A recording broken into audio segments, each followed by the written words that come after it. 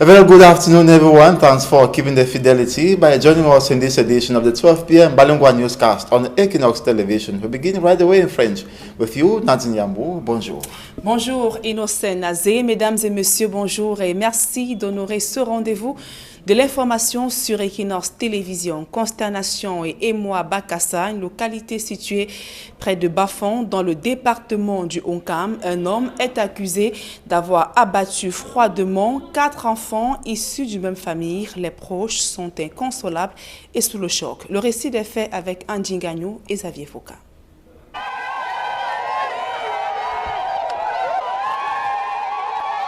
Cette foule en furie manifeste sa colère et son indignation lorsque les dépouilles de 4 enfants âgés de 4 à 8 ans sont déposés à la morgue de l'hôpital de Bafang.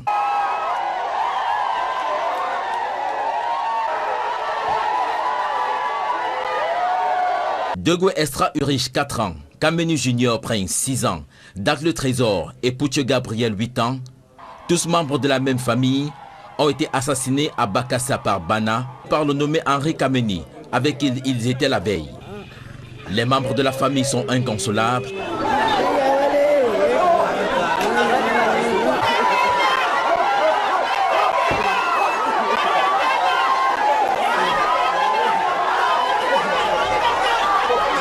L'émotion est à son comble. Comme une traînée de poudre, l'information se répand dans toute la ville. Une foule nombreuse et surtout surexcitée accourt, avec pour objectif en découdre avec le présumé assassin qui a été conduit à la brigade de gendarmerie de Bafang.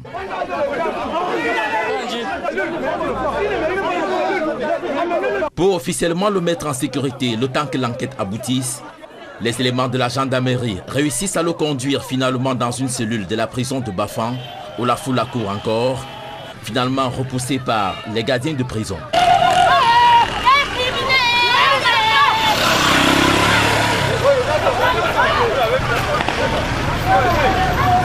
Des crimes du genre sont de plus en plus récurrents dans notre société, avec les disparitions des enfants qui se font de plus en plus quotidiennes.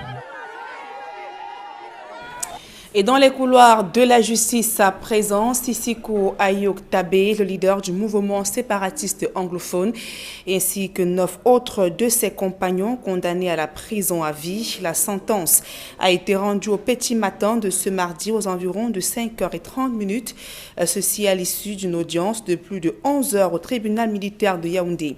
Ils ont été reconnus coupables des faits de sécession, de terrorisme, d'hostilité à la patrie, recrutement des personnes en vue de leur participation aux actes de terrorisme, insurrection et atteinte à la sûreté de l'État. Ayok Tabé ainsi que ses compagnons rejoignent une centaine d'autres personnes condamnées à la prison, à l'emprisonnement, arrêtées au Nigeria en janvier 2018 puis extradées au Cameroun. La décision du tribunal militaire a été rendue après plus d'1 an et demi de procès et détention à la prison principale de Kondengui à Yaoundé. Et pendant ce temps, le Parlement fédéral américain donne des coups de franche à l'administration Trump d'accentuer la pression sur le gouvernement camerounais pour trouver une solution pacifique à la crise anglophone qui secoue la région du nord-ouest et du sud-ouest Cameroun. D'autres précisions dans ce reportage de Carlos Minoui et de Kediara. Le Sénat américain s'exprime sur la crise anglophone dans ses résolutions. 292, la Chambre des Lords, comme elle se fait appeler, interpelle à la fois le gouvernement et les groupes séparatistes à respecter les droits de l'homme de tous les citoyens camerounais afin de mettre dans les brefs délais un terme à tout type de violence observée au Cameroun.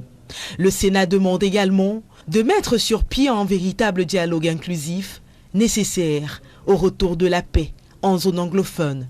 Dans ses résolutions de 10 pages, la Chambre des Lords condamne dans un premier temps les abus commis par Boko Haram, les forces de défense nationale et les bandes armées des zones anglophones, le recours à la force contre les civils et manifestants non violents et les atteintes à la liberté de la presse, la liberté d'expression, de religion et de réunion. Le Sénat affirme également que son gouvernement continue de tenir le gouvernement camerounais comme garant de la défense des droits et libertés de tout le peuple, sans distinction d'obédience religieuse et politique, ou d'appartenance régionale.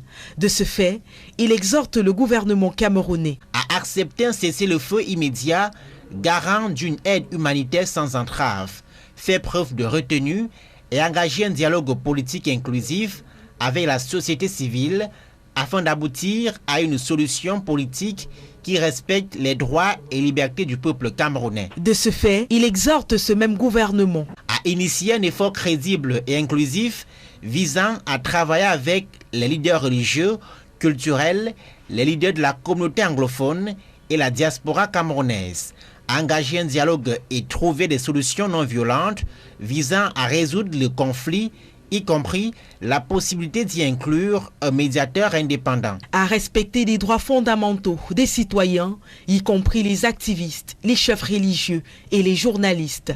Sur le plan sécuritaire, à s'assurer que toutes les opérations de sécurité sont menées conformément aux normes internationales en matière de respect des droits de l'homme, s'assurer que les forces de sécurité utilisent la force exclusivement dans les circonstances appropriées, promouvoir l'état de droit par le biais de mécanismes de responsabilité transparents. Aux groupes armés anglophones, le Sénat demande de s'engager avec les représentants du gouvernement de cesser immédiatement les enlèvements, extorsions de fonds, meurtres sur les civils, de mettre fin au boycott de l'école, de cesser les attaques contre les enseignants pour leur permettre de vaquer en toute quiétude à leurs activités. Il est également question, dans ces résolutions, de libérer immédiatement tous les civils et détenus kidnappés depuis le début des hostilités. Il faut noter que ces résolutions de la Chambre des Lords interviennent plusieurs semaines après les résolutions de la Chambre des représentants. Au cas où ces résolutions ne sont pas mises en application, les États-Unis pourraient prendre des mesures contraignantes contre les dirigeants et le gouvernement camerounais. Et c'est un nouvel épisode d'un bras de fer apparent au sommet de l'État. La nomination des directeurs généraux des entreprises publiques divise le gouvernement et la présidence de la République. Alors que plusieurs directeurs généraux et PCA battent le record de la longévité à la tête des entreprises en violation éventuelle de la loi, leur changement justement fait l'objet de batailles de positionnement. Analyse et décryptage dans ce reportage de Dallas Tiana et de Brice Kamgan. Adolphe Moudiki, 26 ans comme directeur général de la SNH, Marie-Claire Nana, 17 ans à la tête de la Sopecam, Yao Aïssatou, 16 ans comme patron de la SNI, Olivier Mekoulouvondo, 11 ans aux commandes de la CNPS. La liste des directeurs généraux adjoints et présidents de conseil d'administration en porte-à-faux avec le délai de 9 ans maximum autorisé par la loi de 2017 sur les entreprises publiques au Cameroun est bien plus longue. Ce règne sans fin rend les concernés sclérosés, analyse l'économiste Emmanuel Kougné. Quand vous êtes à un poste et vous avez une période de plus de 5 ans, il est clair que vous ne pouvez plus, à un certain moment donné, suivre, parce que dès lors que l'emploi évolue, il faudrait qu'il y ait une formation particulière, une formation continue, comme on le dit, pour pouvoir vous ajuster à l'évolution de l'emploi. Or, dans le cas d'espèce, ces gens qui sont en place sont des directeurs généraux et qui n'ont pas de contraintes d'ajustement par rapport, n'est-ce pas, à l'évolution de l'emploi. Et puis, ils sont obligés de regarder le travail qui leur est confié par un regard qui n'est plus, n'est-ce pas, celui qui convient à la période où ils sont. La durée au poste n'est pas forcément le plus gros obstacle à la performance pour certains observateurs qui évoquent les cas des grandes firmes internationales à la notoriété reconnue et à l'état de santé indiscutable. Mais là, l'expert en prospective économique Simon Domilep se presse de nuancer cet avis. Dans ces cas de figure-là, précise-t-il, l'obligation des résultats est une règle d'or. Monsieur Dreyfus a dirigé la régie Renault pendant une quinzaine d'années. Et la régie Renault est restée performante. À la RATP, à la SNCF, les dirigeants ils restent assez longtemps. Il doit rendre des comptes sur sa gestion et il doit expliquer ses échecs et ses succès. Si personne ne vient vous demander quels sont les résultats des travaux qui vous ont été confiés, effectivement, vous risquez de vous endormir. Les mutations sociales, économiques et technologiques, moteurs de la vie humaine, obligent à revoir à la baisse la durée du mandat des directeurs généraux à 5 ans, d'après une frange de l'opinion. Quand un responsable met très longtemps aux affaires, au poste dans une activité précise, il est clair que cette personne perd, n'est-ce pas, de sa vitalité, c'est-à-dire qu'elle n'est plus capable d'innover, étant entendu que quand vous avez une entreprise à gérer, vous devez pouvoir à tout moment tenir compte de ce que l'emploi qui vous est donné, l'activité que vous menez, est, n'est-ce pas, assujetti à un certain nombre de contraintes, c'est-à-dire contraintes, n'est-ce pas, technologiques, qui fait que à un moment donné, il faudrait que vous vous ajustiez, que vous soyez capable de vous ajuster par rapport à l'évolution technologique qui existe dans lequel vous évoluez. Quoi qu'il en soit, l'instruction du secrétaire général de la présidence de la République au Premier ministre, qu'il enjoint de s'abstenir de mener les démarches en vue du remplacement des directeurs généraux hors la loi, met à rude épreuve la loi de 2017, notamment sa disposition sur la durée du mandat des directeurs généraux des sociétés d'État et leurs adjoints. À présent, c'est public reportage. L'Institut universitaire du Golfe de Guinée, IUG, organise au sein de ses différents campus des ateliers d'orientation pour les bacheliers. Les nouveaux bacheliers, bien évidemment, ils sont suivis par des experts qui les aident donc à choisir le choix pour les meilleures filières. D'autres précisions dans ce reportage. Parce qu'une bonne orientation est capitale pour la réussite, et davantage pour un parcours académique de qualité, IUG donne l'opportunité aux jeunes bacheliers de bénéficier gratuitement d'une orientation académique. Un détail capital qui échappe parfois aux étudiants et même aux parents. La joie des parents et des élèves après la réussite au baccalauréat est souvent de très courte durée parce qu'ils ne savent pas ce que l'enfant va faire au niveau de l'enseignement supérieur. Et c'est pour répondre à cette problématique que l'Institut universitaire du Golfe de Guinée organise chaque année les ateliers d'orientation. Il s'agit pour nous de donner des informations pertinentes aux parents, aux étudiants, sur les possibilités de poursuite d'études universitaires au Cameroun et même à l'étranger. Donc il s'agit ici pour l'étudiant, en fonction de la nature de son baccalauréat, de lui donner toutes les informations pertinentes sur l'enseignement supérieur au Cameroun et lui permettre d'embrasser en toute sérénité ses études à l'université. Une fois au sein du campus de IUG, les étudiants ont un entretien avec des spécialistes de l'orientation qui font une lecture claire du profil de chaque étudiant en vue d'une meilleure orientation. En fait, l'étudiant qui arrive à l'IUG est inquiet. Il est question pour lui de faire un choix, le choix de la réussite. Et en cela, nous les aidons. Alors l'étudiant arrive avec plusieurs idées en tête. Il est question pour nous donc de faire une adéquation entre ce que l'étudiant veut faire et ce qu'il peut faire. Donc c'est notre travail. Et nous mettons en avant le professionnalisme, nous mettons en avant la professionnalisation et donc l'employabilité. Donc nous suivons en fait, n'est-ce pas, les canaux édictés par la nouvelle gouvernance universitaire prônée par le ministre d'État du enseignement supérieur dans ses orientations. C'est ça qu'il s'agit en fait. Au sein du campus principal de IUG, tout un espace a été aménagé pour une bonne écoute des étudiants, qui pour la plupart arrivent avec de nombreuses questions et même des craintes. En venant ici, j'étais un peu, un peu perdu, je n'étais pas bien situé sur ce que je voulais faire. Et avec l'entretien que j'ai passé avec un spécialiste d'orientation, j'ai eu beaucoup d'informations qui m'ont permis de pouvoir me spécialiser, choisir une spécialisation pour ma formation future. Donc, oui, je ressors de ces ateliers d'orientation en étant très heureux et bien sûr content de pouvoir avoir pu choisir une spécialisation qui sied bien sûr avec mes compétences. Fondé en 1993, l'Institut universitaire du Golfe de Guinée est un groupe de 3 établissements d'enseignement supérieur basés dans le même campus à Bassa-Douala, spécialisés dans le domaine du commerce et de la gestion, de la communication et de l'information, de l'industrie et des nouvelles technologies et de la formation paramédicale. Elle est l'une des plus importantes institutions privées d'enseignement supérieur au Cameroun. Toutes ces formations ont un caractère international, tant par le contenu de leur programme et de la qualification du corps enseignant que de l'implication des organisations et des entreprises nationales et multinationales qui participent à l'encadrement des étudiants à travers les échanges, les offres de stages académiques et les stages pré-emploi.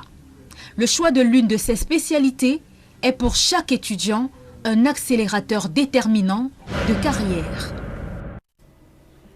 Et du côté de Ngaoundéré, les étudiants de l'Institut supérieur des sciences, de technologie et de management de développement durable viennent de bénéficier des ordinateurs portables, un don du chef de l'État Paul Biya. La cérémonie s'est déroulée à son campus B. Reportage.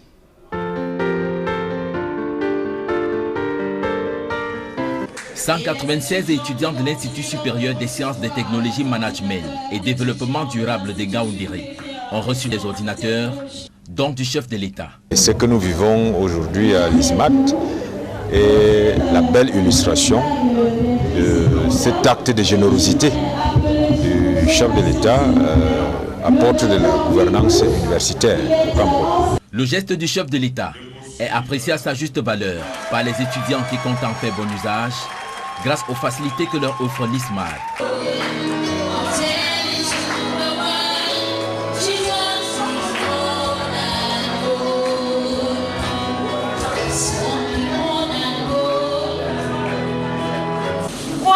De recevoir de la part de son père, de son président, un précieux cadeau, un cadeau aussi utile, un cadeau d'ouverture vers l'extérieur, un cadeau pour le développement et la réussite académique. Ces ordinateurs vont nous permettre de bénéficier pleinement des services Internet disponibles dans notre campus et de booster nos recherches. Ces ordinateurs reçus par les étudiants d'ISMAT rentrent dans la vision du chef de l'État d'arrimer chaque étudiant à l'aide du... Aujourd'hui, chaque étudiant d'ISMAT a un ordinateur. Nous disons merci au chef de l'État. Et nous pensons qu'avec cet outil, ils vont être des hommes bien formés, arrimés à la modernité numérique et à la modernité mondiale. Cette cérémonie a été l'occasion pour les uns et les autres de découvrir les offres de formation de l'ISMAT. Outre son bilinguisme, l'ISMAT offre des formations en cycle complet de BTS, licence et HND, en cours du jour, du soir et en ligne.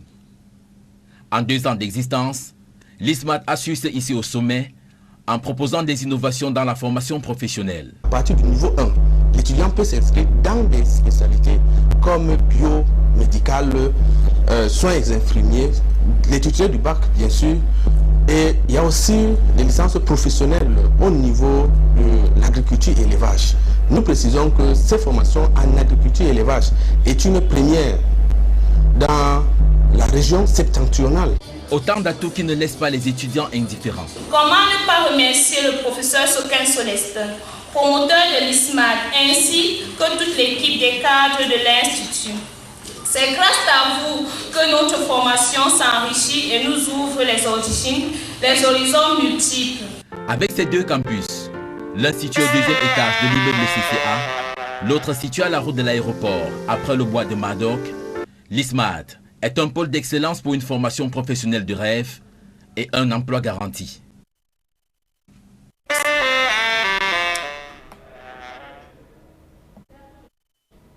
À présent, la deuxième partie de ce journal en langue anglaise avec vous, Inon Senas.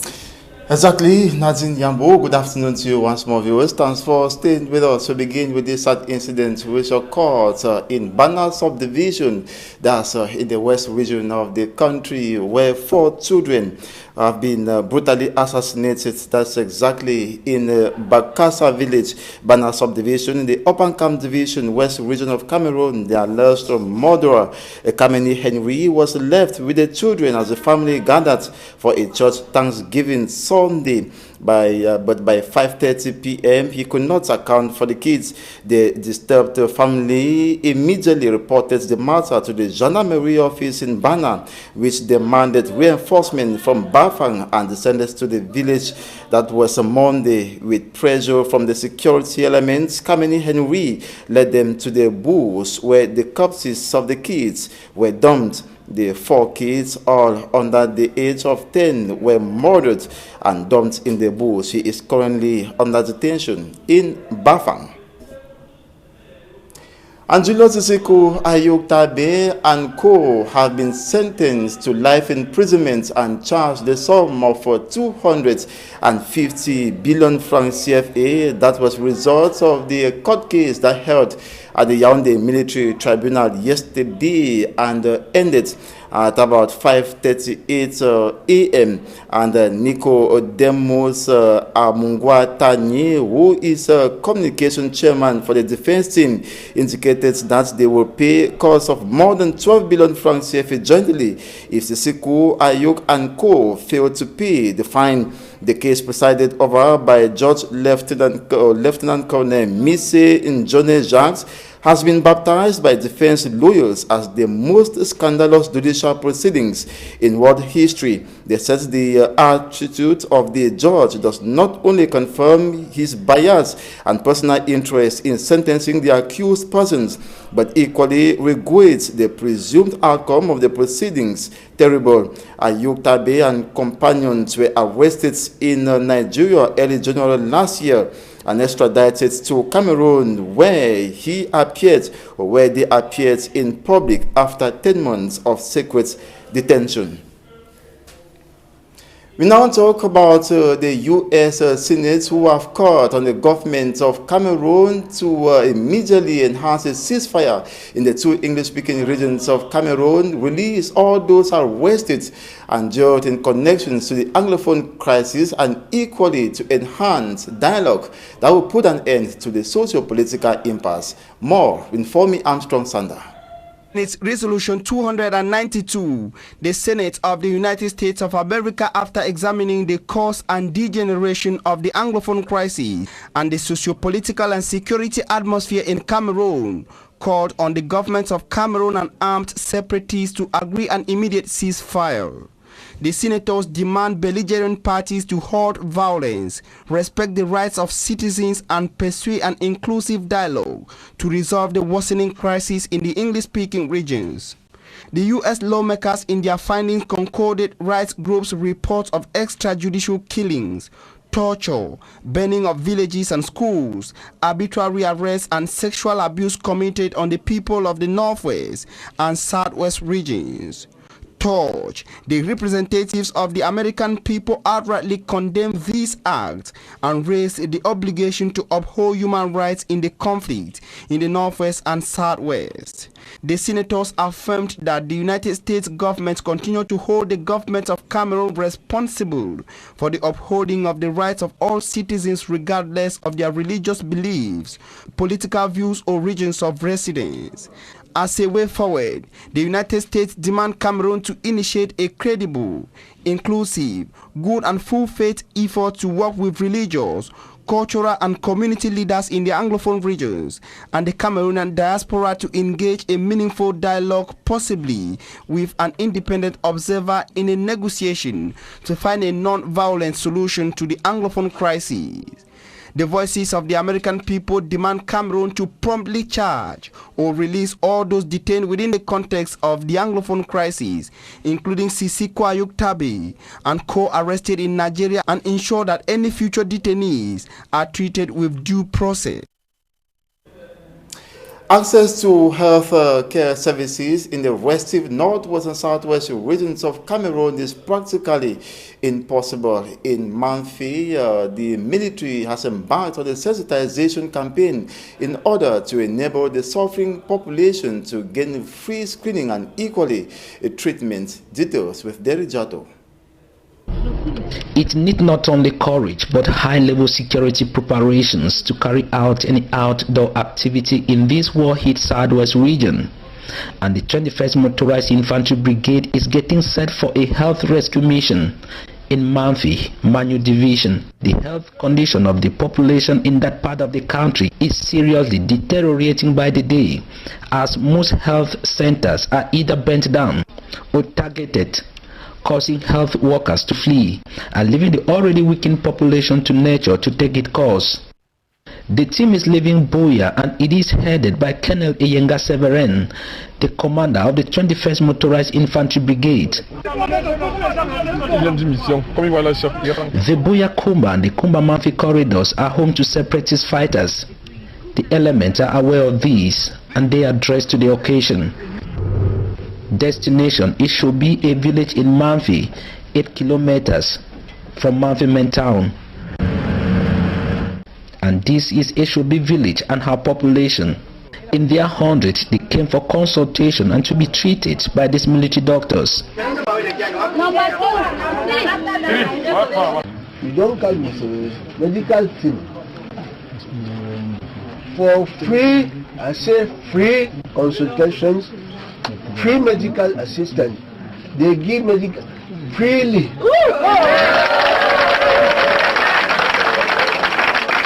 For these next 2 days, we will do 3 or 4 types of consultation. Consultation and free treatment for common diseases, particularly malaria and typhoid and some rheumatism diseases. We take care of sugar and high blood for patients for more than 40 years. We also take care of HIV patients. The 21st Motorized Infantry Brigade Health Campaign has been taking this team from one town to another, and the people of Eshobi are happy to have been remembered. We'll be very, very grateful for seeing this medical team today. We'll be here over the radio. Mayor don't come here several times. Help we give you some talk there. And last today we don't see the team with our eyes. We'll be very grateful. Colonel Eyenga Severin, before leaving Manfi, told the population that the military is for their security. I don't come with my team. What I say, we there with you now. I'm there for you now. Yes. We there here now for protect you now. Amen. We there here for protect you. Even that we go die.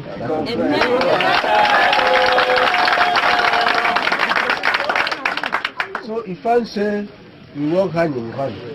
Poor health aggravated by the Anglophone crisis is also taking lives in this part of the country.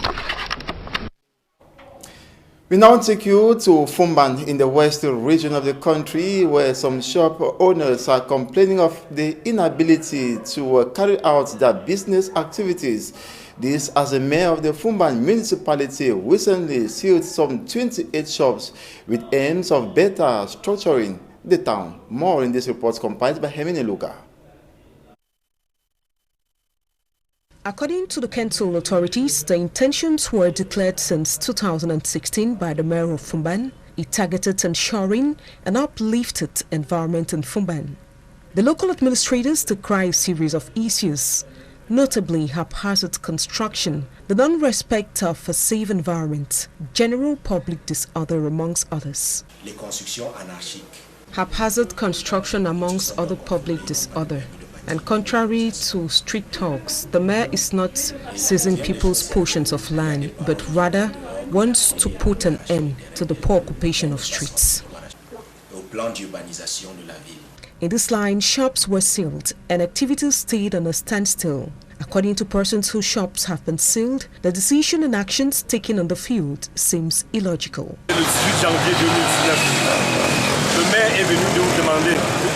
The shop owner says on the 18th of January 2019, the mayor asked them to quit the streets and they obeyed.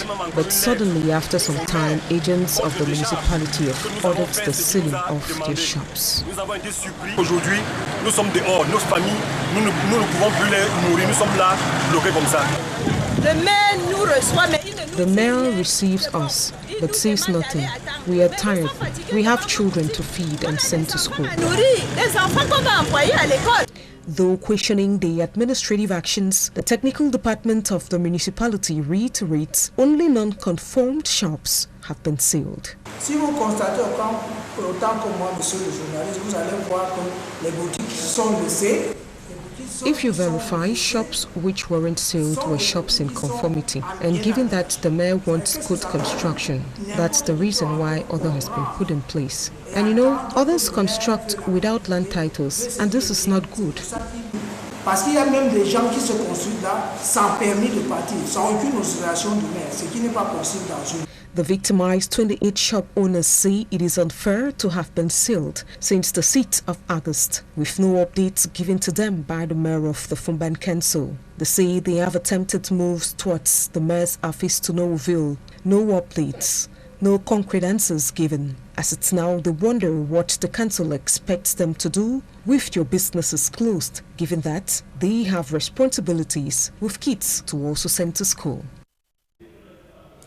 We now take you to this locality called Isanja. It is found in the Bamban-Kim division of the central region of the country, and transporting farm produce from to the various commercial centers or urban areas is practically very complicated due to the deplorable state of roads. The locality is equally enclaved and lacks potable water, electricity, as well as good infrastructures, especially schools. Barely a few days to the resumption of classes in that part of the central region. Details in this report. This is the Isanja-Yoko stretch of roads in the Bamban-Kim division of the central region, over some 100 kilometers. A veritable challenge for driving heroes. The situation is more severe once night falls, while you suffer a breakdown. It is with help of a torchlight that you struggle to repair your vehicle. Nous avons autant de difficultés ici telles. The traditional head of Isanja village, His Majesty Joseph Theophile Melem, counts the difficulties arresting his village. No electricity, no health center, and in case of an emergency, they are compelled to cover at least 15 kilometers and 17 kilometers north and south sections of the village. Avec l'état de la route même, c'est souvent les problèmes. Having all these basic social amenities is a luxury. Children cover kilometers to find a stream where they can fetch water. Talking about education, this primary school in Isanja is to resume with just 2 structures, with the roof of one already blown off. A situation not reassuring few days to back to school. Cette année, mais qui n'est même pas encore toulé. The school, which was opened last academic year, has only 1 director and 2 classes to go operational this year, but no classrooms to host the pupils. Mais on n'a pas de salle. Alors je pense qu'il faudrait que le gouvernement essaye de jeter un regard sur nous. In the agricultural domain, farmers in Isanja go in pains to evacuate their farm outputs. They wait for a length of time with hope to get a vehicle to transport them to urban centers. Isanja is the first village in the Yoko subdivision where municipal authorities have taken some actions. For instance, the creation of a commercial center to facilitate economic activities. Et là, nous sommes en train d'agrandir pour construire 20 boutiques, un grand hangar qui va prendre 32 comptoirs pour pouvoir satisfaire tout le monde.